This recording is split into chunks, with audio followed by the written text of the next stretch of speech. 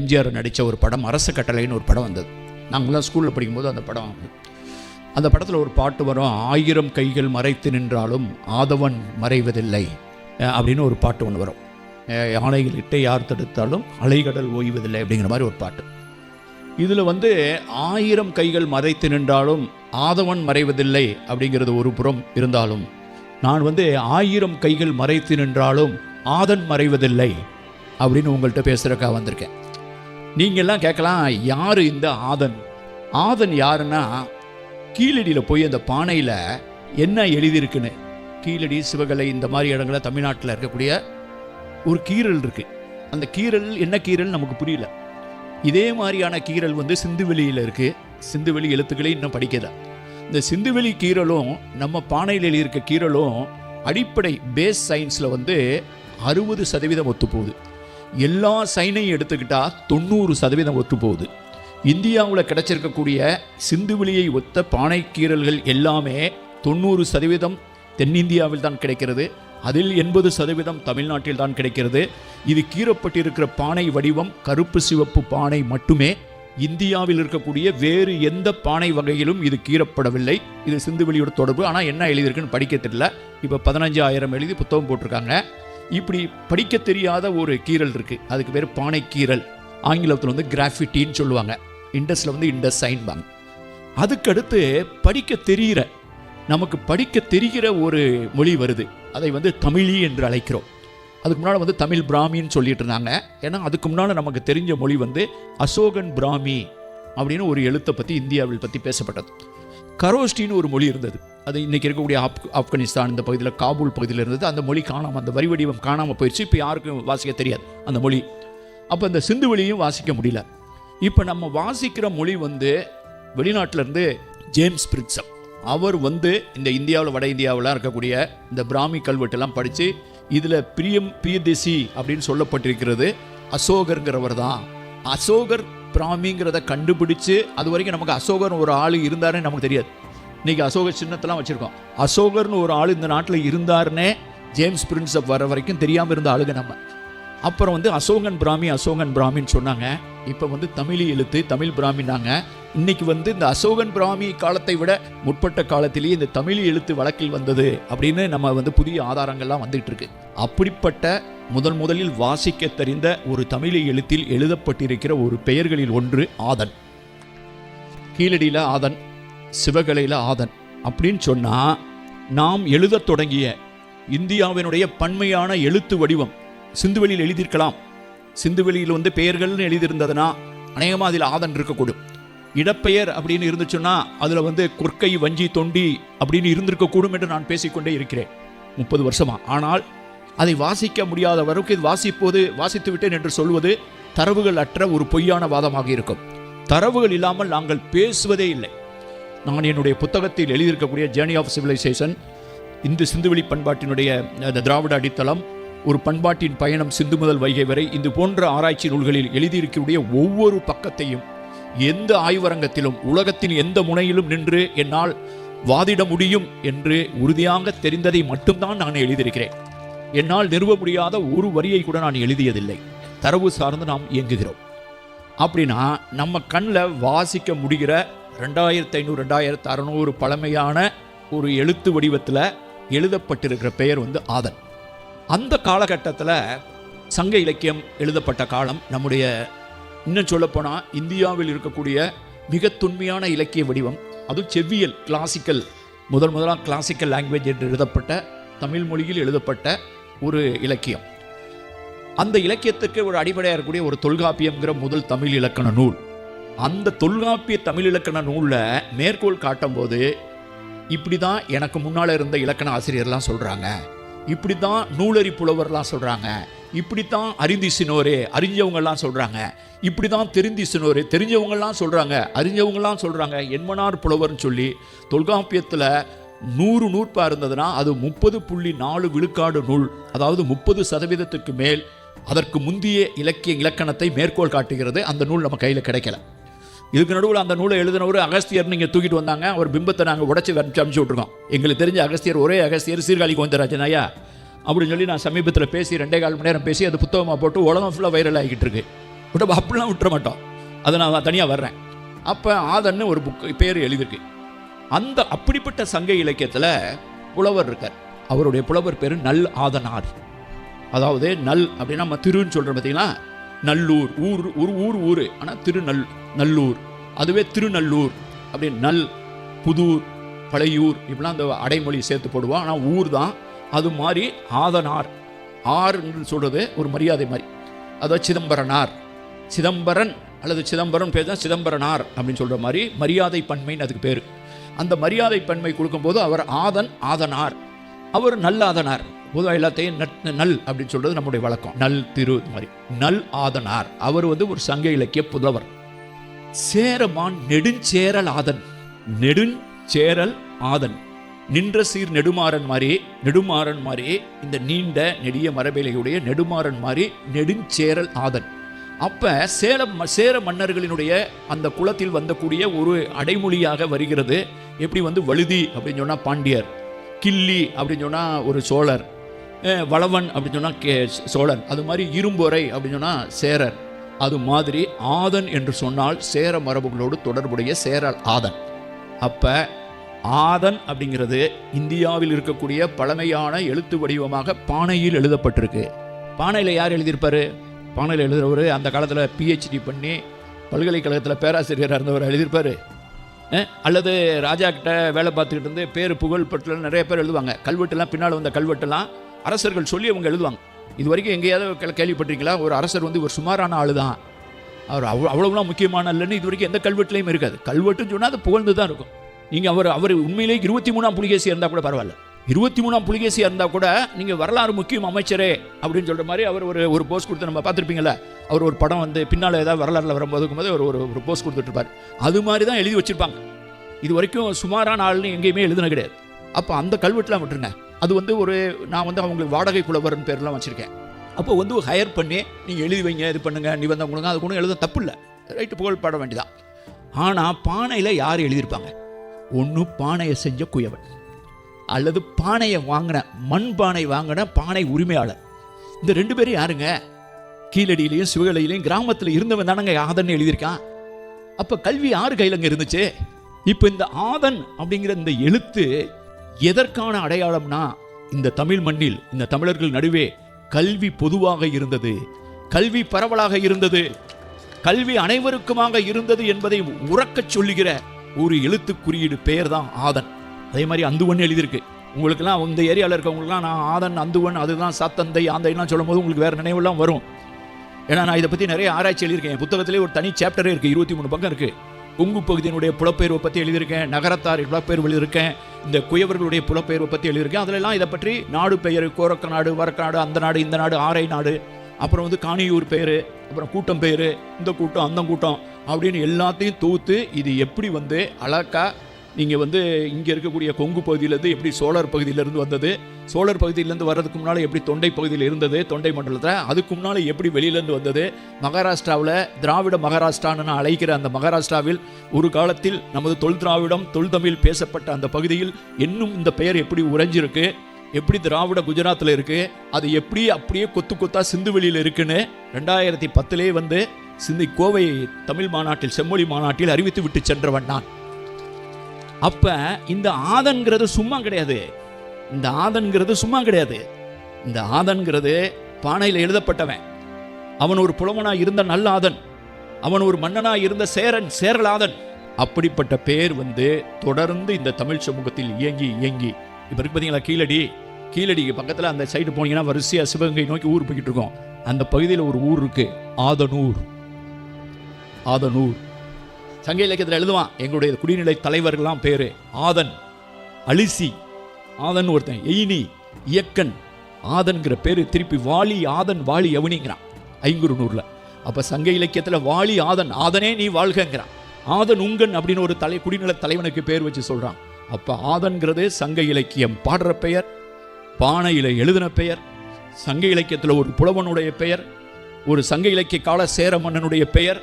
அந்த பெயர் தமிழ் சமூகத்தில் தொடர்ந்து வந்து கீழடியில் ஆதனை கண்டதும் இப்போது உலகமெங்கும் வசிக்கிற தமிழ் மக்கள் பல பெயர் தனது ஆண் குழந்தைகளுக்கு ஆதன் என்று பெயர் வைத்திருக்கிறார்கள். நிறைய பேர் வந்து நம்ம ஊரில் தான் பிறக்க போகிறது ஆம்பளை பிள்ளையா பொம்பளை பிள்ளையான்னு தெரிஞ்சுக்கிறது சட்டப்படி குற்றம். சில நாடுகள்லாம் அது எப்படி தெரியும் தெரியல அவங்களுக்கு. நான் ஒரு ஆண் குழந்தை பிறக்க வைக்கிறது, அண்ணன் எங்களுக்கு பேர் வச்சு விடுங்கன்னு எனக்கு கேட்டு விடுவாங்க. கேட்டு விடும்போது அல்லது சொல்லுவாங்க ஆண் குழந்தைனா ஒரு பேர், பெண் குழந்தைனா ஒரு பேருன்னு சொல்லுவாங்க. நான் ஒரு ஆம்பளை பிள்ளை பேர் சொல்லி விடுவேன், பொம்பளை பிள்ளை செருப்பு வச்சு விடுவேன். நான் பொதுவாகவே ஆதன்னு வைக்கிறதே ஒரு கடந்த 4-5 வருஷமாக அது ஒரு பழக்கமாகி ஒரு 30-31 பேருக்கு நான் ஒரு ஆதன்னு நானே பேர் வச்சுருக்கேன். அப்போ இப்போ சமீபத்தில் ஒரு பதிவாளர் உலகத்தில் போகிறேன், ஒரு சின்ன ஏதோ நான் ஒரு விஷயத்துக்கு ஏதோ ஒரு விஷயத்துக்கு யாரோ தெரிஞ்ச ஒருத்தர் ஃபோன் பண்ணிக்காரு. என் பேர் கேள்விப்பட்டவுடனே உடனே என் நம்பருக்கு ஃபோன் பண்ணி எல்லாம் இது என்ன சார் பிரச்சனை கேட்டு, நீங்கள் தானே சார் பேர் வச்சு விட்டீங்க அப்படிங்க அந்த அம்மா. நான் இந்த மாதிரி நிறைய பேருக்கு பேர் வச்சு விட்டுருக்கேன். நிறைய பேர் வைக்கிற பேர் வந்து இப்போ இந்த ஆதன்கிறது 21ஆம் நூற்றாண்டில் கீழடி சிவகலை அகழ்வாராய்ச்சிக்கு பின்னால் தமிழ் மக்கள் உலகமெங்கும் வைக்கிற ஒரு பெயர். அப்போ 1000 கைகள் மறைத்து நின்றாலும் ஆதன் மறைவதில்லை, ஆதன் மறைவதில்லை. இப்போ நான் இங்கே பேச போகிறதே ஆதன் மறைவதில்லை என்று சொல்வது தமிழ் சமூகத்தின் சிந்துவெளி தொடர்பின் ஒரு நமக்கு வந்து ஒவ்வொரு மொழிக்கும் ஒரு சிறப்பு இருக்கும். சில மொழிகள் வந்து ரொம்ப ரொம்ப பழமையான மொழியாக இருக்கும். இப்போ நீங்கள் வந்து ஒரு சமஸ்கிருத மொழி அப்படின்னா அது ஒரு பழமையான மொழிங்கிறதுல சந்தேகமே கிடையாது. எல்லா தாயும் சிறந்த தாய் தான், எல்லா தாய்மொழிகளும் சிறந்த மொழிகள் தான். அப்படி ஒரு வெறுப்புணர்வு இல்லாத ஒரு பொறுப்புணர்வை தமிழ்நாடு நமக்கு, தமிழகம் நமக்கு, தமிழ் நமக்கு கற்றுக் கொடுத்து. வெறுப்புணர்வு இல்லாத பொறுப்புணர்வு, வெறுப்புணர்வில்லாத பொறுப்புணர்வு இருக்கக்கூடிய ஒரு மொழியின், ஒரு மொழி கூட்டத்தின், ஒரு பண்பாட்டின் உதட்டில் இருந்துதான் யாதும் ஊரே யாவரும் கேளீர் என்ற சொல் புறப்பட முடியும்.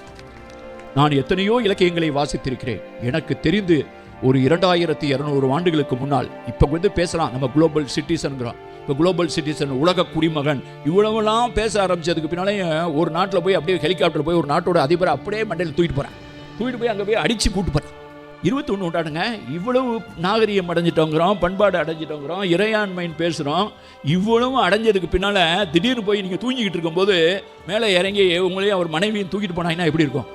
இப்போ 21ஆம் நூற்றாண்டுலே வகுசி இப்படி இருக்குன்னு சொன்னால், நம்ம பொழப்பு இப்படி இருக்குன்னா, இந்த உலகம் இருக்குன்னா அடிதடி தான். வல்லான் வகுத்ததே வாக்கியால், எவன் அடிக்கிறான் தான் அவன் தாண்டா பெரிய ஆள் அப்படின்னு சொல்லி இருந்த ஒரு காலகட்டம் இருந்திருக்கும். இவன் அவன் அடித்தான், அவனை அடித்தான், ஊர் அடித்தான், உலையில் போட்டான். இந்த பெரிய நிலத்துக்காரன், பெரிய ஊருக்காரன், சேரன், சோழன், பாண்டியன், இவர் மௌரியர், இவர் பெரிய மகத பேரரசை சேர்ந்தவர், இப்படின்னு அடிச்சுக்கிட்டு சேர்ந்த காலத்தில் ஒருத்தன் யாதும் ஊரே யாவரும் கேளீர் அப்படின்னு சொன்னான்னா அந்த பண்பாடு எப்படிப்பட்ட பண்பாடாக இருக்குன்னு யோசிச்சு பாருங்க. சங்க இலக்கியத்தில் சொல்கிறான், ஒரு பட்டினம், ஒரு நகரத்தை பற்றி பேசுகிறான். அந்த நகரத்தை பற்றி பேசும்போது என்ன சொல்கிறான், மொழி பல பெருகிய பழிதீர் தேயத்து புலம்பெயர் மாக்கள் கலந்து இனிது உரையும் முட்டாச்சிறப்பின் பட்டினம் பெறினும். நிறையா மொழி பேசுகிறாங்க அந்த ஊரில், அந்த நாட்டில் வந்து நிறைய மொழி பேசுகிறாங்க.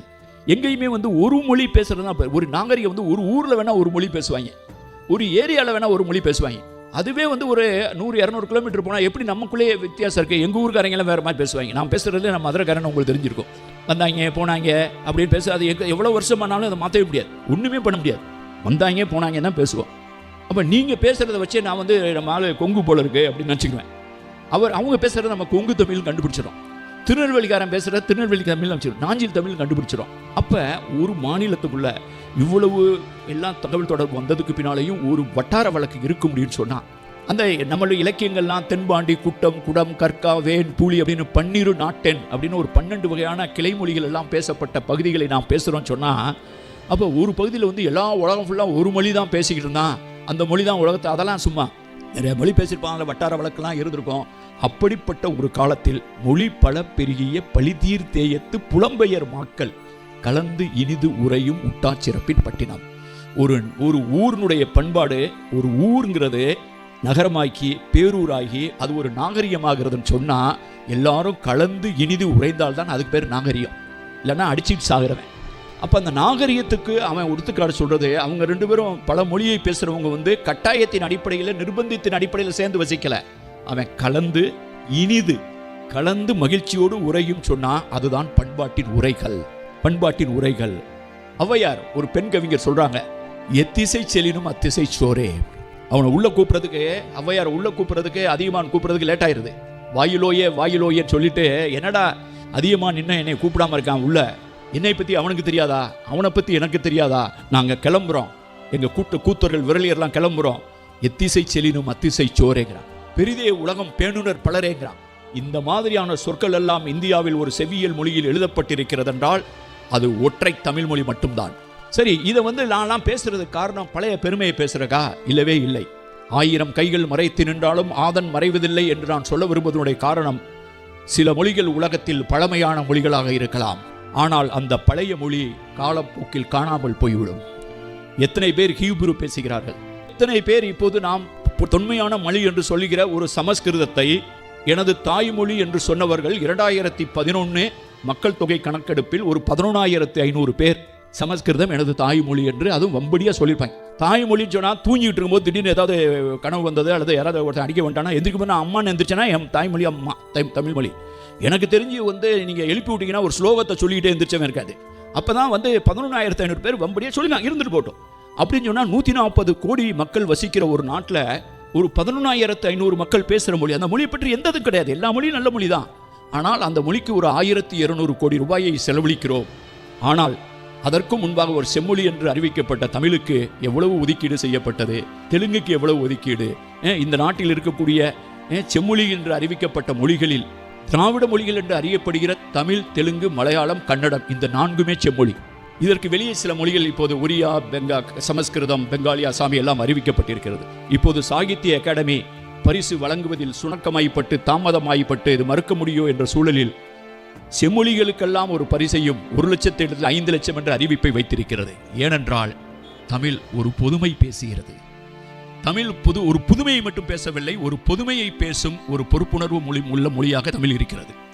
இந்த ஆதனை நான் எதனுடைய அடையாளமாக பார்க்கிறேன் என்று சொன்னால், சிந்துவெளி முதல் இன்று வரை தொடர்கிற ஒரு தொன்மத்தின் தொடர்ச்சியினுடைய அடையாளமாக நான் பார்க்கிறேன். இந்த ஆதன் சொல்லுகிற விஷயம் என்ன? நான் ஏற்கனவே சொன்னேன், ஆதன் சொல்ற விஷயம் ஒன்று கல்வி பரவலாக்கம். கீழடியில் எழுதியிருக்கு, சிவகலையில் எழுதியிருக்கு, பானையில் எழுதியிருக்கு. ஒன்று குயவன் எழுதியிருப்பான் அல்லது பானையை வாங்கினவன் எழுதியிருப்பான். அப்போ குயவன் கல்வி அறிவு பச்சிருப்பானா அப்படின்னு கேட்குறான். பானை செய்பவனுக்கு கல்வி அறிவு உண்டா? நீங்கள் கூகுளில் போய் பாருங்கள், யூடியூப்பில் பாருங்கள். நான் எழுதின ஒரு பாட்டு வரும், களம் செய் கோவே அப்படின்னு ஒரு பாட்டு எழுதியிருப்பேன். அந்த பாட்டு ரொம்ப ரொம்ப மிகவும் பலரால் பார்க்கப்பட்ட ஒரு பாட்டு. நான் பல ஆண்டுகளுக்கு முன்னால் 2018ஆம் ஆண்டு ஐராவத மகாதேவன் கலந்து கொண்ட கடைசி கூட்டம் அது. அந்த கூட்டத்தில் அந்த பாட்டை நான் எழுதி தாஜினூர் இசையமைத்து அனைவரையும் எழுந்து நில்லுங்கள் என்று சொல்லி அவங்க எல்லாரும் தேசிய கீதமோ தமிழ் தாய் வாழ்த்தோ என்று சொன்னார்கள். ஆனால் எனது களம் செய் கோவே என்ற பாட்டை நான் அங்கு இசைத்தேன். அந்த களம் செய் கோ என்றால் தலைவன், தலைவன் இருக்கும் இடம் கோயில், கோவன் களம் செய்கிற தலைவனே அப்படின்னு சொல்லி 2 இடத்துல சங்க இலக்கியம் பேசுது. அவனுடைய குழந்தைகளை வேட்கோச்சிறார் அப்படின்னு சொல்லுது. ஒரு குயவனை பார்த்து முதுவாய் குயவ, that mean Kuyavan of ancient wisdom, அதாவது the pot maker chief, the pot maker of the ancient wisdom என்று சொல்லுகிறது. உலகத்தினுடைய முதல் விஞ்ஞானி யாருன்னு நினைக்கிறீங்க? தாமஸ் ஆல்வா எடிசனா, ஐசக் நியூட்டனா, அல்லது ஆர்டிஃபிஷியல் இன்டெலிஜென்ஸை கண்டுபிடிச்சவனா, அல்லது இந்த மொபைல் ஃபோனை கொண்டு வந்தவனா? இந்த உலகத்தினுடைய முதல் குயவன் ஒரு பானையை சுட்டு பானையை கண்டுபிடித்தவன் தான். அது வரைக்கும் சொர கொடுவை, அது வரைக்கும் தண்ணி எங்கே வைக்கிறது, எது வைக்கிறது, கல்லை குடஞ்சி இப்படிலாம் பண்ணிகிட்டு இருக்கும்போது திருப்பி பச்சை பானையாக இருந்ததுன்னா அது தண்ணி நனைஞ்சிரும். அதை சுட்ட பானையை ஆக்கியவன் தான் இந்த உலகத்தினுடைய முதல் விஞ்ஞானி. செங்கல்லை செய்தவன் அவதியா அப்படியே அறுத்து செங்கல்ல பண்ணாம பாருங்களா, அவன் பெரும் விஞ்ஞானி. ஏன்னா நீங்கள் நல்லா பாருங்க, செங்கல் சூளையில் நம்ம தமிழில் என்ன சொல்லுவோம்? கட்டளை, செங்கல் கட்டளை. எங்கள் ஊர் இங்கே என்ன சொல்கிறாங்க? இந்த செங்கல் கட்டளை, கட்டளை கல்லுமாங்க. கட்டளைனா என்ன? கட்டளைக்கு கட்டுப்படுறதான் கட்டளை. கட்டு அலை கட்டளை, அது சொல்லி வச்சது மாதிரி கரெக்டாக இருக்கிறதுனால தான் இந்த உலகத்திலேயே செங்கல் மிகச்சரியான விகிதத்தில் மிக தெளிவாக அறுக்கப்பட்ட ஒரு இடம் இந்த உலகத்தில் இருந்ததென்றால் 5000 ஆண்டுகளுக்கு முன்னால் அது ஹரப்பா, மொஹஞ்சதாரோ போன்ற சிந்துவெளி பண்பாடு மட்டும்தான். அதற்கு அடுத்து இந்த சிந்துவெளியை அறிவிப்பதற்கு முன்னால் நாமெல்லாம் நினைத்து கொண்டிருந்தோம், பீகாரில் இருக்கக்கூடிய ராஜ்கீர் என்ற இடத்தில் இருக்கக்கூடிய மதில் சுவர் தான் இந்தியாவினுடைய பழைய சுவர் என்று நாம் நினைத்து கொண்டிருந்தோம். அப்படிப்பட்ட சுவருக்கு முன்னால் பல 2000 ஆண்டுகளுக்கு முன்னால், அந்த காலகட்டத்திற்கும் 1500 ஆண்டுகளுக்கு முன்னால் இப்படிப்பட்ட லட்சக்கணக்கான செங்கல்களை வைத்து ஒரு நாகரிகம் இருந்தது என்பதை ஜான் மார்சல் அறிவித்தார். இந்த ஜான் மார்சல் அறிவித்ததன் மூலமாக ஒரு புதிய வெளிச்சம் இந்த உலகிற்கு கிடைத்தது. ஆக இந்த செங்கல், பானை இதையெல்லாம் செய்த ஒரு விஞ்ஞானியை, ஒரு ஏன்சியன்ட் விஸ்டம், அவர் தான் பூசாரி, அவர் தான் கல்லு படைப்பார், அவர் தான் பலி கொடுப்பாரு, அவர் தான் பானை செய்வார், அவர் தான் செங்கல் செய்வார், அவர் தான் கிட்டத்தட்ட என்ஜினியர் மாதிரி. அப்படிப்பட்ட ஒரு முக்கியமான இடத்தை களம் செய் கோ என்று பாராட்டியது. சரி, பானை செஞ்சவர், பானை வாங்கினவர், அப்போ ஒரு கிராமத்தில் இருக்கக்கூடிய பலரும் கற்றவர்களாய் இருந்தால் தானே கல்வி பரவலாமக்க இருக்க முடியும். சங்க இலக்கியத்தில் பெண்கள் கல்வி கற்றிருந்தார். 30-40 கவிஞர்கள் வந்து பெண் கவிஞர். அவங்க ரொம்ப அருமையான கவிதைகளை பேசுறாங்க. தன்னுணர்ச்சி கவிதைகள், காதல் கவிதைகள், காதலை வெளிப்படுத்துறாங்க. இப்பெல்லாம் காதலை வெளிப்படுத்துனா ஆணவ கொலை பண்ணிடலாம். அப்போ அவ்வளோ அருமையான காதல் பாடியிருக்காங்க. ஒரு பெண்ணு ஔவையார் வந்து ஒரு தூதுவரா போறாங்க. 2 பேர் சண்டை போடுறவங்கள போய் இங்க போய் அவங்க போய் அடையில போய் அவங்க சாதுரியமா பேசி, அதனால தான் நான் சொல்றேன், Avvaiyar is the first women ambassador of India. இந்தியாவினுடைய முதல் பெண் தூதுவரே ஔவையார் தான். இவன் சண்டை போடுறதுக்காக வெயிட் பண்ணிட்டு இருக்கான் தொண்டைமான். இவங்க அதியமான் சார்பா போறாங்க. அங்க போய் பார்த்தவொடனே இவன் காட்டுறான் பெருமையா வந்து ஔவையார் வந்து அதியமானுக்கு ஃப்ரெண்டு. அவங்க போய் நம்மளுடைய பீடு பராக்கிரமத்தெல்லாம் காமிப்பாரு அப்படின்னு சொல்லிட்டு வரிசையை போய் ஆயுத கூடத்தெல்லாம் காமிக்கிறான். நல்லா பழம் தீட்டி வச்சிருக்காங்க. கத்தி, கப்படா, வால், வேல்கம்பு எல்லாம் பழன்னு எண்ணெய் போட்டு தீட்டிருக்காங்க. சரி, பார்த்து இம்ப்ரெஸ் ஆகி போய் அவங்கள பயமுறுத்துருவாங்க, சண்டை நடத்தணும் நினைக்கிறான். நம்ம பார்த்துட்டாங்க, சூப்பராக இருக்குன்னு சொல்கிறான். சொல்லிட்டு வரும்போது சரி நான் இப்போ சொல்கிறேன், ஆனால் ஒரே ஒரு வித்தியாசம்னு கேட்டிங்கன்னா, இதில் வந்து நல்லா பழன்னு எண்ணெய் போட்டு இது வரைக்கும் பயன்படுத்தாமல் வச்சுருக்க. அங்கே போனால் அதியமானுடைய படைக்கலை எல்லாமே குத்தி குடலை எடுத்து ரத்த காயப்பட்டு வளைஞ்சு நெளிஞ்சு கொல்லம்பட்டையில சரி பண்ணிட்டு இருக்காங்க அப்படின்னு சொன்னா, நீ ஒரு டுபாக்கூரா, நீ இது வரைக்கும் சண்டையே போடாதவன்டா, நீ இனிமேல் தான் சண்டையை கத்துக்கணும், அவனுக்கு சண்டை போடுறது பொழுது பழக்கடா அப்படின்னு சொன்னவன இவன் சண்டையே போடான்னு நிறுத்திட்டான். இந்த சாதுரியமா பேசி ஒரு சண்டையை நிறுத்திய தூதுவர் ஒரு பெண். அப்படிப்பட்ட சமூகத்தில் வந்து பெண் கல்வி இருந்த சமயத்தில் சாமானியர்கள் கையில் கல்வி இருந்தது. சரி சார், நீங்க சாமானியர் கையில கல்வி இருந்தது, சிவகலையில ஒரு பானையில கிடைச்சதுனாலேயே இதை வச்சு நீங்க வந்து சாமானியர் கையில் கல்வி இருந்ததுன்னு சொல்லிடுவீங்களா? அது வந்து உங்களுடைய அனுமானமா அப்படின்னு நீங்க கேட்கலாம். இல்லைன்னு எப்படி சொல்றேன்னா, அங்க ஒரு மன்னன் இருக்கான் தமிழ்நாட்டில், பாண்டியன் நெடுஞ்செழியன். இந்த நெடுஞ்செழியன்கிற பேரை மதுரை பக்கத்தில் பாறையில் எழுதி வச்சிருக்காங்க. அதே மாதிரி திருப்பரங்குன்றத்தில் நீங்க சொல்ற மாதிரி அந்துவனை பத்தி அந்துவன் கொடுப்பித்தோன்னு எழுதி வச்சிருக்கான். அந்துவன்கிற பேரே திருப்பங்குன்றத்தில் குறிப்பிட்டிருக்கு. நெடுஞ்செழியன் அந்த ஏரியாவில் பாறையில் குறிச்சிருக்கான். அப்படிப்பட்ட நெடுஞ்செழியனுக்கு ஒரு பேர் வச்சிருந்தான். அவன் என்ன சொல்றான்னா, ஆரிய படை கடந்த நெடுஞ்செழியன். அவன் ஒரு ஸ்டேட்மெண்ட் கொடுக்குறான், அறிவுடையோனாறு அரசும் செல்லும். என் கவர்மெண்ட்டு அறிவுடையோன் சொல்றதான் கேட்கும். கீழ்பால் ஒருவன் கற்பின் மேற்கால் அவன்வன் படுமே. அவன் சொல்றான், வேற்றுமை தெரிந்த நாற்பால் உள்ளும். அப்பயே வைதிக மரபுகள்லாம் வந்துருச்சு, 4 வகை வர்ணம்லாம் வந்துருச்சு. இவன் தான் படிக்கணும், அவன் தான் படிக்கணும். உங்களுக்கெல்லாம் தெரியும் நினைக்கிறேன், பெண்கள் படிக்கவே கூடாது. பெண்கள் அனைவரையும் சூத்திரராக கருதிய ஒரு வர்ணசிரம கோட்பாட்டில் இருக்கும்போது இவன் படிக்கலாம், இவன் படிக்கக்கூடாது என்ற வேற்றுமை தெரிந்த நாட்பால் உள்ளும். கீழ்பால் ஒருவன் கற்பின் மேற்பால் அவன் கண் படுமே. ஒருத்தன் படிச்சு கலெக்டர் ஆயிட்டான்னு வச்சுங்க, அவன் கலெக்டர் ஆனா அவன் கலெக்டர் தான். அந்த ஆபீஸில் நீங்க கடைநிலை ஊழியர் தான், நீங்க கடைநிலை ஊழியர் தான். நீங்க எவ்வளவு பெரிய நான் பெரிய வேதத்தெல்லாம் கத்திருக்கேன் அதை கத்திருக்கேன் சொல்ல முடியாது. அறிவுடையோனாறு அரசும் செல்லும் அப்படின்னு ஒரு ஸ்டேட்மெண்ட்டை கொடுத்தானா நான் தொடர்ந்து பேசி வருகிறேன். அதுதான் இந்த தமிழ்நாடு இந்த உலகிற்கு அறிவித்த முதல் பழைய கல்விக் கொள்கை.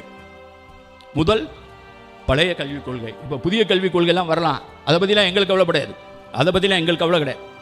எங்களுக்கு ஒரு பழைய கல்விக் கொள்கை, அறிவுடையோனாறு அரசும் செல்லும், கீழ்ப்பால் ஒருவன் கற்பின் மேற்பால் அவன் கண் படுமே அப்படின்னு சொல்ற ஒரு கல்விக் கொள்கை. அப்ப இந்த ஆதன் அப்படிங்கிற இந்த சொல் வந்து குறியீடா நிற்கிறது வந்து ஒரு கல்வி பரவலாக்கம், ஒரு பெண் உரிமை, ஒரு பெண்ணினுடைய தன்னுணர்வு, அந்த பெண்ணுக்காக நின்றது, பேசுறது, கேள்வி கேட்கிறது. கேள்வி கேட்பது இந்த தமிழுடைய மரபா இருக்கு. இப்ப நான் ஏன் சிந்து வெளியும் சங்க இலக்கியத்தையும் கீழடியே முடிச்சு போடுறேன், நிறைய பேர் இதை பத்தி பேசியிருக்காங்க, உரையாடல் இருக்காங்க. ஏன் முடிச்சு போடுறேன்னா, நீங்க சிந்து வெளியில போய் நில்லுங்க. சிந்து வெளியில போய் நின்றவன உங்களுக்கு என்ன தோணும்? மோஞ்சோதரா, ஹரப்பா இந்த நகரத்தை தோணுனவன கண்ணை மூடிட்டு யோசிங்கன்னா அங்கே என்ன இருக்கு அங்கே என்ன இல்லைன்னு தோணும். இப்போ நீங்கள் போறீங்க, அதே காலகட்டத்தில் இந்த உலகத்தில் வந்து அமெரிக்காவில் ஒன்றுமே இல்லை, அமெரிக்கானே ஒன்றும் இல்லை. மாயன் சிவிலைசேஷனுக்கும் இந்த மெகஸ்தனீஸ்லாம் இவரெல்லாம் கொலம்பஸ்லாம் போகலை. கொலம்பஸ்லாம் போகிறதுக்கு முன்னால் ஐரோப்பாக்காரெல்லாம் போகலை. அப்போ பெரிய நாகரிகங்கள் கண்டுபிடிக்கப்படலை. அப்போ வந்து எகிப்திய நாகரிகம் இருந்தது, சுமேரிய நாகரிகம் இருந்தது, சிந்துவெளி நாகரிகம் இருந்தது. இந்த மூன்றுமே வெண்கல பண்பாடுகள். சிந்துவெளி மக்கள் அவங்களோட வியாபாரம் பண்ணுறாங்க, யூப்ரட்டிஸ் டைகிரிஸோட சுமேரிய நாகரிகத்தோட. எகிப்தில் என்ன இருந்தது? பிரமிடு இருந்தது. பிரமிடு எதுக்காக கட்டினா? இறந்து போன மன்னரை புதைப்பதற்காக கட்டினா. அதில் என்ன வச்சு புதைச்சான்?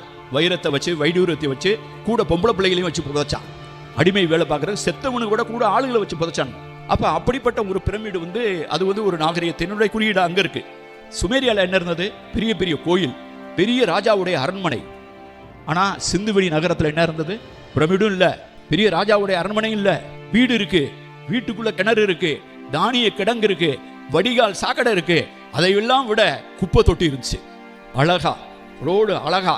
அப்ப என்னை பொறுத்தவரையில் 4500 ஆண்டுகளுக்கு முன்னால் அழகாக நேர்த்தியான ஆக்கிரமிப்பற்ற தெருக்களும் அழகான வடிகால்களும், கழிவுநீர் வடிகால், நல்ல நீர் வடிகால், அங்கு இருக்கக்கூடிய அழகாக நேர்த்தியாக செய்யப்பட்டிருக்கக்கூடிய குப்பை தொட்டி, குளிக்கும் இடம், தானிய கிடங்கு, இதுதான் ஒரு பண்பாட்டினுடைய உச்சமாக இருந்திருக்க முடியும். அதுதான் மக்கள் சார்ந்த பண்பாடு, அதுதான் மக்கள் சார்ந்த விழுமியம். அப்படிப்பட்ட ஒரு பண்பாட்டில் என்ன இருந்தது? நகரம் இருக்கு. அந்த நகரத்தை ரெண்டா பிரிச்சிருக்கான். கோட்டை பகுதி, இந்த சைடு கீழ் பகுதி, சிட்டாடல் அதுக்கு பேரு, இதுக்கு வந்து லோயர் டவுன் பேரு. ரெண்டா பிரிச்சிருக்காங்க. இன்னைக்கு போய் பாருங்க கானாடு காத்தான், என்னுடைய புத்தகத்துல கானாடு காத்தான்ல இருந்து ஒரு படத்தை எடுத்து போட்டிருப்பேன். ட்ரோன் ஷாட் எடுத்தோம். சிவகங்கை கலெக்டர் தான் ஆளை அனுப்பிச்சு எடுத்து கொடுத்தா, அந்த திருச்சியில இருந்து கேமராவை அனுப்பிச்சு விட்டுனேன். ட்ரோனை வச்சு அந்த படத்தை எடுத்தோம். அப்படியே கரப்பா முகஞ்சோதரில் இருக்க மாதிரி கேக் வெட்டின மாதிரி இருக்கும். அதுக்கு பேர் தான் இருபால் பெயரிய ஊருகெழு மூதூர்னு சங்க இலக்கியம் சொல்லுது. ரெண்டா டிவைட் பண்ணியிருக்கக்கூடிய ஊருகெழு மூதூர்னு சங்க இலக்கியம் பதிவு பண்ணுகிற ஒரு சொல்லாடலுக்கு அந்த காலகட்டத்தில் ஒரு உதாரணம் இருந்ததென்றால் அது ஹரப்பா மொஹஞ்சதாரோ. அதற்கு பின்னால் உதாரணம் இருக்கிறது என்றால் கீழடியும் சிவகலையும் தான். இந்த ரெண்டுக்கு நடுவில் கால வேறுபாடு இருக்கலாம். சிலர் குதிச்சுட்டு வர்றாங்க. அந்த காலம் என்ன, இந்த காலம் என்ன, காலம் ரெண்டு ஒண்ணுனே நான் சொல்லல. நான் என்ன சொல்றேன், தொடர்ச்சியை தான் சொல்றேன். அது மாதிரி இன்னொன்னு நீ காட்டு. நான் இவ்வளவு காட்டுறேன், நீ காட்டு. அந்த இருபால் பேரிய உருகெழு மூதூர் அப்படின்னு டைகாட்டமஸ் வில்லேஜுக்கு இன்னொரு இலக்கியத்தை நீ எடுத்துக்காட்டு. அங்க சிந்துவெளியில வந்து முகஞ்சோதராவில் வந்து ஒரு சின்ன, நீங்க பார்த்துருப்பீங்க, ஒரு சின்ன நடன பெண் அப்படின்னு சொல்லி மொகஞ்சோதரா டான்சிங் கேர்ள் அப்படின்னு போட்டிங்கன்னா வரும். அந்த பொண்ணை வந்து நான் டான்சிங் கேர்ள்னு ஒத்துக்கிறது இல்லை. அது பேர் வச்சுட்டாங்க. அது வந்து இப்படி விளைஞ்ச டான்சிங் கேர்ள். அது வந்து ஒரு சைஸ் 0, ஒரு ப்ரீ டீன், அதாவது இளம் பருவ மங்கை, அதாவது இன்னும் கூட டீன் ஏஜ் கூட 13-14 வயசு, 13 மாதிரி ப்ரீ டீன். அந்த மாதிரி ஒரு ப்ரீ டீன் ஒல்லியா இருக்க பொண்ணு, கருப்பா செய்யப்பட்ட கரு மாநில மேனி ப்ரொட்ரூட்டட் திங்க.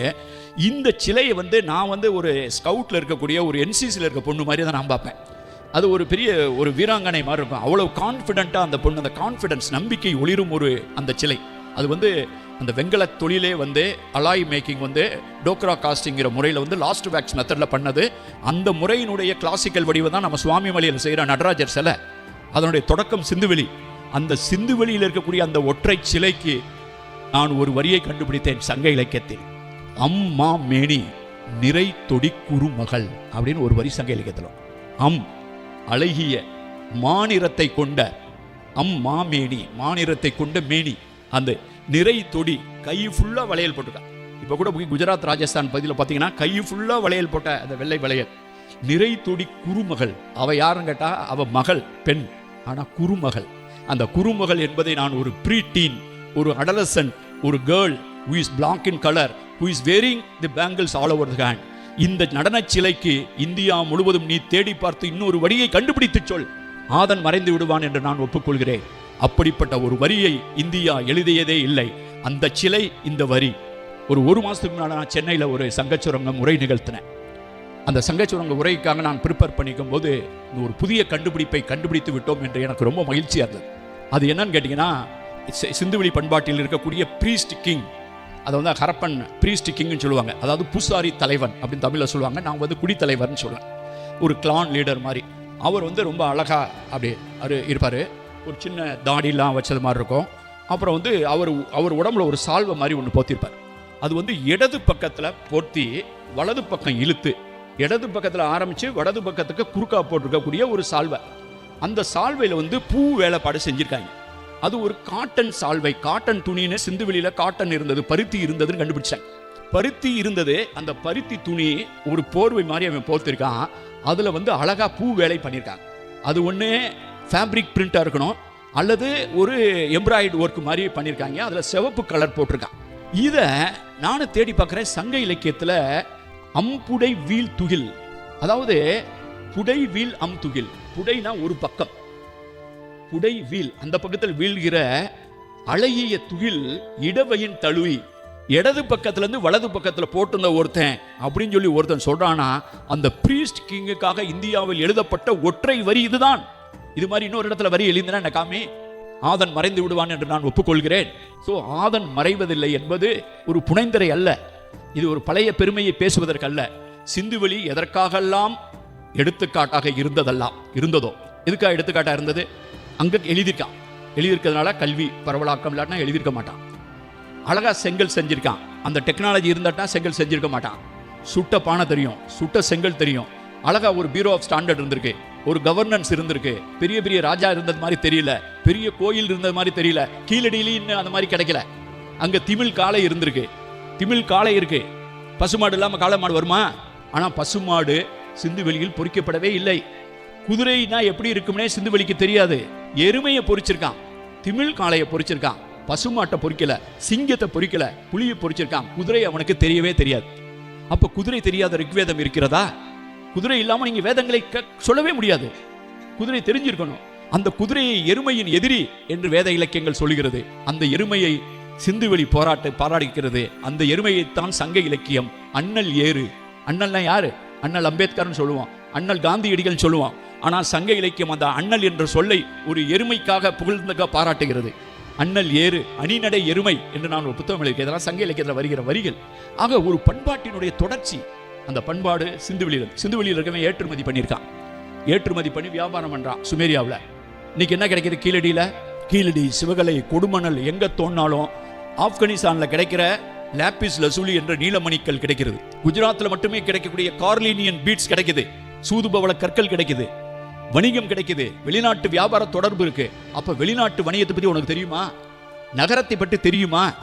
நகரத்தை பற்றி வேதமங்களில் குறிப்பே இல்லை, சங்க இலக்கியங்களில் இருக்கிறது. ஆக நகர நாகரிகம், தாய் தெய்வ வழிபாடு. அடுத்து வர்றது தாய் தெய்வ வழிபாடு. இந்த தாய் தெய்வ வழிபாடு சிந்துவெளியில் முக்கியம், சங்க இலக்கியத்தில் முக்கியம். விளையாட்டு என்பது சிந்துவெளியில் முக்கியம். சின்ன பயில்கள் விளையாண்டுருக்காங்க, நடுத்தர வயசுல விளையாண்டுருக்காங்க, கிழடுகட்டையெல்லாம் விளையாண்டுருக்கு, பகடை விளையாண்டுருக்காங்க. அங்க பகடை கிடைக்குது. அந்த பகடை அறுகோண பகடையா இருக்கு, அறுமுக பகடையா இருக்கு. அதை கியூபிக் டைஸ்ன்னு சொல்லுவாங்க. அது ஹரப்பாலையும் கிடைக்குது, மொஹஞ்சதாரோல கிடைக்குது, குஜராத்தில் லோத்தல்ல கிடைக்குது, தேசல்பூர்ல கிடைக்குது, கீழடியில கிடைக்குது. அந்த கீழடியில கிடைக்கிற அந்த அறுகோணை பகடையை பதிவு செய்கிற ஒரே ஒரு இலக்கியம் இந்தியாவில் சங்க இலக்கியம் தான். 10 உருவம் பெற்றான் மணம்போல் நந்தியாள்ங்கிறது. ஒரு பகடையை உருட்டி விடும் போது 10ஆம் நம்பர் கிடைக்கிறாந்தா அது அறுமுக பகடையாக இருந்தால் மட்டும்தான் 10ஆம் நம்பர் கிடைக்கும். செவ்வக பகடையா இருந்தால் அதிகபட்சம் 8 தான் கிடைக்கும். இந்த பக்கம் 4, அந்த பக்கம் 4, இல்லைன்னா 7 கிடைக்கும், அல்லது 6 கிடைக்கும். 8 தான் அதிகபட்சம் கிடைக்கும். இந்த கனசதுர பகடையில் மட்டும்தான் உருட்டி விட்டால் 5 5 10, 6 4 10, 10ஆம் என்ற எண் கிடைக்கும் என்றால் அது சிந்துவெளி பகடை, அது ஹரப்பா பகடை, அது குஜராத் லோத்தல் பகடை, கீழடி பகடை, சங்க இலக்கியம் சொல்லுகிற பகடை. இதை விட வேற என்ன சான்று வேணும்? அதனால்தான் நாங்கள் தொடர்ந்து சொல்லி வருகிறோம், சிந்துவெளி விட்ட இடமும் சங்க இலக்கியம் தொட்ட இடமும் ஒன்றே அப்படிங்கிறோம். இதை போய் ஒருத்தன் தோன்றுனானா அவன் 293 இடத்தை தோண்டிட்டு அமர்நாத் ராமகிருஷ்ணன் போய் இந்த கீழடியில் தோன்றான்னு தோன்றாப்ல 2014. அப்போதான் 2014 தோண்ட ஆரம்பிச்சோம்னா 2016 தான் செய்திலாம் வருது. நாங்கள் சிந்துவெளி ஆய்வு மையத்தின் மூலமாக சிந்துவெளி பண்பாட்டின் திராவிட அடித்தளம்ங்கிற புத்தகத்தை வெளியிட்டிருக்கேன். ஐராவத மகாதேவன் அணிந்துரை இருக்கிறாரு, அவர் வெளியிடுறாரு. அந்த புத்தகம் வெளியிட்டு ஒரு 1.5 மாதத்துக்குள்ளே திடீர்னு நியூஸ் வருது, ஹரப்பா மாதிரி மெட்டீரியல் கீழடியில் கிடச்சிருக்கேன். நான் அங்கேருந்து ஒரிசாவிலேருந்து ஓடி அடித்து பிளைனை பிடிச்சி மதுரையில் இறங்கி அங்கே கீழடிக்கு போய் அமர்நாத் ராமகிருஷ்ணனோட அரை நேரம் இருந்தேன். என்னடா அந்த மாதிரி இருக்குது அப்படின்னு சொன்னால், நம்ம இதைத்தானே இவ்வளோ நாளாக பேசிகிட்டு இருக்கோம், இதைத்தானே இவ்வளோ சொல்லிகிட்டு இருக்கோம், மதுரைக்கு பக்கத்திலே கிடச்சிருச்சா அப்படின்னு பார்க்கும்போது 2014, 15, 16 அவரை பார்க்குறேன், செய்தி வருது. அவரை போய் தூக்கி அடிச்சு விட்டாங்க. எங்கே? அஸ்ஸாமுக்கு டிரான்ஸ்ஃபர் பண்ணி. ஏன் டிரான்ஸ்ஃபர் பண்ணுங்கன்னா, அவர் ஒரு ஆள் 2 வருஷத்துக்கு மேலே அங்கே இருக்கக்கூடாது. ஒரு மாவட்டத்தில் ஒரு கலெக்டரு 3 வருஷம் 4 வருஷம் இருக்கிறாருன்னா அவர் எம்எல்ஏயோட பழகிருப்பார், மந்திரியோட பழகிருப்பாருன்னு தேர்தல் வர நேரத்தில் மாற்றி விட்ருவாங்க. நான் தேர்தல் ஆணையராக இருந்தேன். இந்தியாவில் 30 மாநில தேர்தலையே 2 நாடாளுமன்ற தேர்தல் நடத்துவேன். தேர்தல் வர்றதுக்கு முன்னாலேயே யாரை எங்கே தூக்கி அடிக்கணும் அடிச்சிருவான். அது தேர்தல் நடத்துறதுக்கு தேவை, ஒரு சார்பு இல்லாமல். அகலாய்வு பண்ணுறவனுக்கு அந்த ஊரில் ரொம்ப வருஷம் இருந்தால் தான் நல்லது. அப்போ தான் அவனுக்கு அதில் அனுபவம் வரும். அப்போ 2 வருஷம் இருக்கிறவன் 4 வருஷம் இருந்தான், 5 வருஷம் இருந்தால் தான் அவனுடைய மெரிட்டு. நீ 2 வருஷத்துக்கு மேலே ஒருத்தன் இருக்கக்கூடாது, அவன் தேர்தலை நடத்த போகிறேன், அவன் அகலாய்வு பண்ணுறான். அவனை தூக்கி போய் அமர்நாத் ராமகிருஷ்ணன் போய் இதில் போய் கவுகாட்டியில் போடவும் நான் எத்தனையோ தடவை ஒரிசாலேருந்து டெல்லிக்கு போய் இந்த டிரான்ஸ்ஃபர் எப்படியாவது நிறுத்திடலாமான்னு முயற்சி பண்ணி பார்த்தேன். கேட்காத இடம் கிடையாது. அதுக்கு மேலே போய் அவரை கவுகாட்டி போய் இப்போ திருப்பி கோவா கொண்டு கஷ்டப்பட்டு அவர் எல்லாம் அறிக்கை எழுதி கொடுத்தா 2 வருஷமாக ஊர்காப்பட்டு அந்த அறிக்கை வரவே இல்லை. அது மேலே வினா தொடுக்கப்படுது. நாங்கள்லாம் என்ன சொல்கிறோம்? அமர்நாத் ராமகிருஷ்ணன் சொல்கிறது மேலே உங்களுக்கு வினா இருந்ததென்றால் அந்த கேள்வியையும் சேர்த்து போட்டுருங்க, அல்லது அவர் அதுக்கு பதில் சொல்லியிருப்பார், அந்த பதிலையும் சேர்த்து போடுங்க. இப்போ 2வது தடவை திருப்பி கேள்வி கேட்டீங்களா, அதையும் சேர்த்து போடுங்க. அவர் கொடுக்குற பதிலையும் போடுங்க, ஆனால் கீழடி அறிக்கையை போடுங்க. இதான் சொல்கிறேன். அந்த மக்கள் எல்லாத்தையும் சேர்த்து படிச்சுக்கணும். இது முதல் முறை இல்லை தோழர்களே. ஆதிச்சநல்லூரில் 1904 வந்து அலெக்சாண்டர் ரீங்கிற ஒருத்தர் தோன்றாரு. 100 வருஷம் அந்த பக்கம் ஒரு நாதி தலை வச்சு படுக்கல. 2004 சத்தியமூர்த்தி தோன்றார். தோண்டி பல உண்மையில கண்டுபிடிக்கிறாரு, கட்டுரையில் எழுதுறாரு. ஆனால் அந்த அறிக்கை வரவே இல்லை. முத்தாளங்குறிச்சி காமராசுங்கிற ஒருத்தர் கோர்ட்டுக்கு போறாரு, கேஸ் போடுறாரு. எங்கேயாவது கேள்விப்பட்டீங்களா அகழாய்வு தோண்டணும்னா கோர்ட்டுக்கு போக வேண்டியிருக்கு, அகழாய்வு தோண்டியதற்கு பின்னால் அறிக்கை வேணும்னா திருப்பி கோர்ட்டுக்கு வேண்டியிருக்கு. தோண்டாத துயரத்தை தோண்டி தீர்க்க வேண்டும் என்று நாங்கள் முடிந்திருக்கிறோம். அதைவிட பெரிய துயரம் தோண்டிய பின்னால் அறிக்கை வெளியிடாதது. நான் சொல்ல விரும்புவது இதுதான். 1000 கைகள் மறைத்து நின்றாலும் ஆதன் மறைவதில்லை. ஏனென்றால் அவன் தோற்ற தொன்மை கொண்டவன் மட்டுமல்ல, தொடரும் இளமை கொண்டவன். தமிழினுடைய சிறப்பு அதன் தோற்ற தொன்மையில் மட்டுமல்ல, அதன் தொடரும் இளமையிலும் இருக்கிறது. நாமெல்லாம் பேசிக்கொண்டிருந்தோம் தமிழின் பெருமையை பேசும்போது கல் தோன்றி மண் தோன்றா என்று சொன்னோம். இப்போ கூட இரும்பின் தொன்மையை பற்றி பேசுவதற்கு, இரும்பின் தொன்மை மட்டும் கிடையாது, செம்பின் தொன்மையும் இரும்பின் தொன்மை இரண்டும் தமிழ் தொன்மத்தின் 2 கண்கள். ஒன்றை மட்டும் நினைவில் வைத்துக் கொள்ளுங்கள். இந்த இரும்பின் தொன்மைன்னு வந்தவுடனே சிலர்லாம் நடுவில் குண்டாச்செடியில் குதிரை ஓட்டின மாதிரி இரும்பின் தொன்மை, சிந்துவெளியை தட்டி தூக்கியது சிவகலை, அதெல்லாம் கிடையாது. இரும்பை பற்றியும் தமிழுக்கு தான் தெரியும், செம்பை பற்றியும் தெரியும். இரும்பு விவசாயத்துக்கு பயன்பட்ட கருவி, போர்க்கலனுக்கு செய்கிற ஆயுதங்களை செய்கிற கருவி, கத்திரிக்கோளை பற்றி சங்க இலக்கியத்தில் இருக்கு. இதெல்லாம் இரும்பு. ஆனால் செம்பை பற்றி பேசும்போது நகர நாகரிகத்தை பேசுகிறது. செம்பு புனைந்து இயற்றிய சேனரும் புரிசைங்கிறது, செம்பின்றி என்ற செஞ்சுவருங்கிறது. இந்த செங்கல் வண்ணத்தில் இருக்கக்கூடிய சிவப்பை அது பேசுகிறது. அதனால செங்கல் என்ற செம்பு என்றாலும், அது வெண்கலம் அல்லது செம்பு என்றாலும் இரும்பு என்றாலும் இரண்டுமே தமிழின் தொன்மை. எல்லாரும் இரும்பின் தொன்மையை பேசிக்கிட்டு இருக்கும்போது நான் கரும்பின் தொன்மையை பற்றி பேசினேன். நான் சொன்னேன், நான் இந்த புடை வீல் துகில் அதை சொன்னேன் பார்த்தீங்களா, அதை பற்றி பார்த்தோன்னே எனக்கு உற்சாகம் தாங்கலை. அப்போ அந்த உடையை பார்த்தோன்னே நான் அந்த உரையை நிகழ்த்தும் போது அந்த ப்ரீ ஸ்டிக்கிங் போட்டிருந்த ட்ரெஸ்ஸை போட்டு தாண்டா பேசணும்னு முடிவு பண்ணிட்டேன். உடனே அனிதா சேகருக்கு ஒரு ஃபோன் போட்டு இந்த ட்ரெஸ்ஸோட படத்தை அனுப்பிச்சி விட்டேன், ப்ரீ ஸ்டிக்கிங்கோட படத்தை அனுப்பிச்சி விட்டேன். இந்த மாதிரி ஒரு ட்ரெஸ்ஸு பார்சல் அப்படின்னு அவர் போட்டார். 2 நாள் தான் அதே மாதிரி செஞ்சு ட்ரெஸ் பண்ணி அந்த ப்ரீஸ்ட் கிங் குடித்தலைவனுடைய சட்டையை திருப்பூரில் செய்து அதை கூரியரில் அனுப்பி, அதில் எனக்கு ஒரு சின்ன திருத்தம் தேவைப்பட்டது, இன்னொரு வரி போட வேண்டியது. அதை நான் திருப்பி ப்ரொஃபஷனல் கூரியரில் திருப்பி அனுப்பி அவர்கள் அதை திருப்பி செய்து காலையில் வந்து சேர்ந்து மாலையில் போட்டுக்கொண்டு அந்த உரையை நிகழ்த்தினேன். அது யூடியூபில் இருக்கிறது. இதுதான் எங்களுடைய பெருமிதம். இதற்காகத்தான் நாங்கள் தொடர்ந்து ஓடிக்கொண்டே இருக்கிறோம். எல்லாரும் யோசிச்சு பார்க்கலாம், ஜான் மார்ஷலுக்கு ஏண்டா போன வருஷம் இங்கே செலவச்சாங்க சென்னையில்? நீங்க யாருமே ஜான் மார்ஷலை கொண்டாட மாட்டீர்கள், அவருடைய பெயரை உச்சரிக்க மாட்டீர்கள். ஆனால் அவர் நாம் வாழ்ந்ததற்கான ஆதாரத்தை கொடுத்தவர்கள். நான் தொடர்ந்து பேசி வருகிறேன். ஒரு மாவட்டம் வாழ்வதற்கான ஆதாரத்தை கொடுத்த, நீர் ஆதாரத்தை கொடுத்த பென்னிக்குய்க்கு பொங்கல் வைத்த இடம் தமிழ்நாடு. வாழ்ந்ததற்கான வாழ்வாதாரத்தை கொடுத்த பென்னிக்குய்க்கை நாம் கொண்டாடுவதென்றால், நாம் வாழ்ந்ததற்கான ஆதாரத்தை கொடுத்த ஜான் மார்ஷலை நாம் எப்படி கொண்டாட வேண்டும்? அதற்காகத்தான் சிலை எழுப்பப்பட்டிருக்கிறது. நிறைய பேர் தந்துல இருந்து சிந்து பாடுவன்னு சொல்ற மாதிரி சிந்துவெளி எழுத்தை நாங்கள் படிச்சிட்டோம், அதில் வந்து சரஸ்வதினு எழுதியிருக்கு, அதில் அகஸ்தியர் பேர் எழுதியிருக்கு, அது எழுதியிருக்கு, இதில் இருக்குன்னா கதை விட்டப்ப நாங்கள் என்ன சொன்னாங்க, சிந்துவெளி முதல்வர் அறிவிச்சிருக்காரு, சிந்துவெளி எழுத்தை உலகத்தில் இருக்கக்கூடிய அறிஞர்கள் ஒப்புக்கொள்ளும் வகையில் நீ படித்து காட்டிவிட்டால், யார் படித்து காட்டிவிட்டால், ஒரு நிறுவனமோ ஒரு அறிஞரோ படித்து காட்டிவிட்டால் அவருக்கு $1 மில்லியன் பரிசளிக்கப்படும். நான் சார் $1 மில்லியன் அவர் அறிவிச்சப்ப ரூபாயோட நாணய மதிப்பு 8 கோடி ரூபாய். அந்த ஒரு யாராவது வாசிட்டா 8 கோடி ரூபாய் டேமேஜ் ஆயிருக்கும் தமிழ்நாடு கவர்மெண்ட்டுக்கு. இப்போ அது 8 கோடி 9 கோடி ஆயிடுச்சு. இன்னும் கொஞ்சம் லேட்டானா 10 கோடி கூட ஆயிரும். அந்த அளவுக்கு நம்ம ரூபாய் வந்து பயங்கரமாக விழுந்துட்டு இருக்கு. அப்படின்னு இருக்கும்போது இந்த ஆளுங்களாம் சவுண்டு கொடுத்த ஆளுங்களாம் இருக்காங்கல்ல, இது படிச்சிட்டோம், அது படிச்சிட்டோம், இது எழுதியிருக்கு, அது எழுதியிருக்குன்னு, அவங்களாம் நாங்கள் கூப்பிட்றோம், வாயா அப்படி தான் படிச்சிருக்கீல, வந்து சென்னைக்கு வா, படிச்சு காட்டு, உரை நிகழ்த்து, நாங்கள் அறிஞர்லாம் கூப்பிட்றோம், அப்படியே கையில் காசை வாங்கிட்டு போயிரு அப்படின்னு சொல்கிறோம். வரவே மாட்டாங்க. சட்டியில் இருந்தால் தானே அகப்பையில் வரும். ஆக இந்த ஜான் மார்ஷலுக்கு சிலை வைக்கும் துணிவு, $1 மில்லியன் தரப்படும் என்று அறிவிக்கிற துணிவு, இந்த சிந்துவெளி ஆய்வு மையத்தை உள்ளடக்கிய இந்த ரோஜா முத்தையா நூலகத்திற்கு மறுவாழ்வு தர வேண்டும் என்று 120 கோடி ரூபாய் மதிப்புள்ள ஒரு இடத்தை கொடுத்தது. இப்படி வந்து ஒரு தொடர் இயக்கம். இதை ஏன் சொல்லுகிறேன் என்று சொன்னால், சங்க இலக்கியத்தில் நாம் ஒரு அறிவு சார்ந்த சமுதாயம். we are a knowledge based society, we are a knowledge based economy. நாம் ஒரு அறிவு சார்ந்த பொருளாதாரம். நம்ம வந்து ஒரு நாலேஜ் பேஸ்டு அறிவு சார்ந்த ஒரு சமூகம். Knowledge paste society, economy and politics. நமது அரசியல் வந்து அறிவு சார்ந்த ஒரு அரசியல். சங்க இலக்கியத்தில் போய் ஒரு புலவர்கிட்ட கேட்குறாங்க, ஏன்னா அவனுக்கு வயசாயிருச்சு 60 65, எனக்குலாம் 68 வயசாகுது பாருங்க, தலையெல்லாம் நரைச்சிருக்கும். அவனை வயதாயிரி ஆண்டு பல ஆயின, எதுக்கு உன் தலை நிறைக்காமல் இருக்குன்னு ஒருத்தன்ட்ட எவனும் கேட்கல. இந்த கவி புலவரா கற்பனையிலே சொல்லார். யாராவது வந்து இவ்வளோ வயசாயிருச்சு உங்களுக்கு ஏன் தலை நிறைக்கலைன்னு சொன்னா என்ன என்கிட்ட கேட்டால் நான் என்ன பதில் சொல்வேன்னா, மாண்ட என் மனைவி, அது பலமுறை சொல்லிக்க, மாண்ட என் மனைவினா செத்து போன மனைவி கிடையாது, மாண்புமிகு எனது மனைவி. மாண்டன்னா மாண்புமிகு, மாண்ட என் மனைவியும் மக்களும் நிரம்பினர். என் குழந்தை விட்டு எல்லாருமே நல்லவங்களா இருக்காங்க. எங்களுடைய அரசனும் அல்லவை செய்யான், எங்களுக்கு வாச்ச ராஜாவும் ஊர் அடிச்சு உலையில போடல, நல்லவனா இருக்கான். அது மட்டும் கிடையாது, இளைஞரும் நல்லா இருக்கு, அடுத்த தலைமுறையும் நல்லா இருக்கு, அடுத்த தலைமுறை நல்லா இருக்கு. இப்பெல்லாம் எனக்கு பயமா இருக்கு. அடுத்த தலைமுறையும் நல்லா இருக்குன்னு சொல்றேன் சங்க இலக்கியத்தில், அடுத்த தலைமுறை நல்லா இருக்கு. அது மட்டும் கிடையாது, நான் வாழும் ஊரில் ஆன்றவிந்து அடங்கிய கொள்கை சான்றோர் பலர் வாழும் என் ஊரே.